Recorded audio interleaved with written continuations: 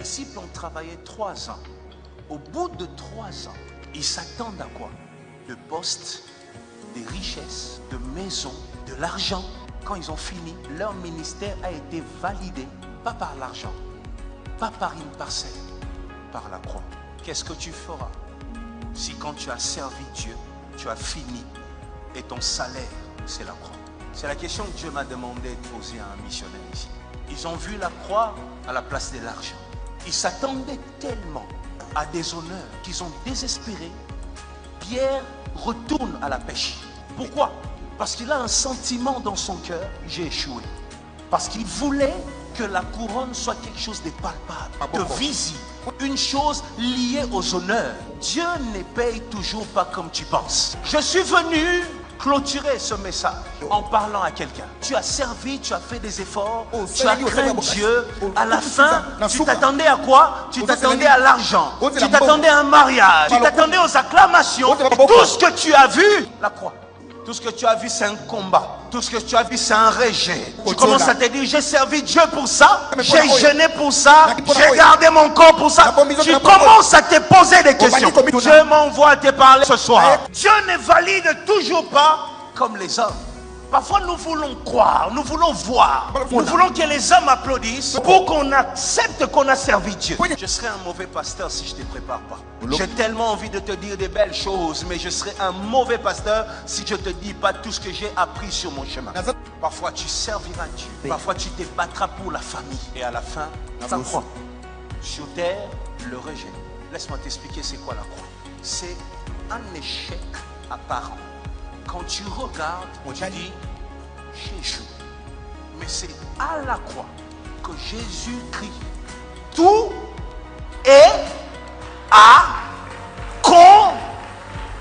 C'est-à-dire, sous une apparence d'échec, la plus grande victoire vient d'être arrachée. Sèche tes larmes. La plus grande victoire, depuis la chute d'Adam, venait d'arriver. Et les disciples étaient tristes. Combien sont tristes au lieu de célébrer? Combien sont en train de faire de prières, de lamentations au lieu d'adorer Dieu? Pourquoi? Parce que devant eux, ils voient la croix. Tant que tu es un missionnaire et que ton regard n'est que physique, tu vas pleurer là où tu devrais adorer. Parfois tu vois la croix, mais dans les spirituels, tu viens de renverser le plus grand démon qui détruisait ta famille. Regarde Luc chapitre 10, versets 19 à 20. Voici, je vous ai donné le pouvoir de marcher sur les serpents et les scorpions et sur toute la puissance de l'ennemi. Rien ne pourra vous nuire. Tu vois ça? Jésus leur parle de démons parce que les disciples étaient heureux. Ça arrive à tous les apprentis serviteurs. Quand tu as chassé ton premier démon dans la vie, tu n'oublies pas. C'est comme un trophée. Tu es heureux, tu deviens orgueilleux, tu te rends compte que tu es Wenko.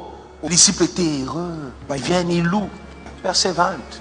Cependant, ne vous réjouissez pas de ce que les esprits vous sont soumis, mais réjouissez-vous de ce que vos noms sont écrits dans les cieux. Vous savez ce que ça veut dire? Ton nom est écrit dans les cieux, c'est ce que tu ne vois pas.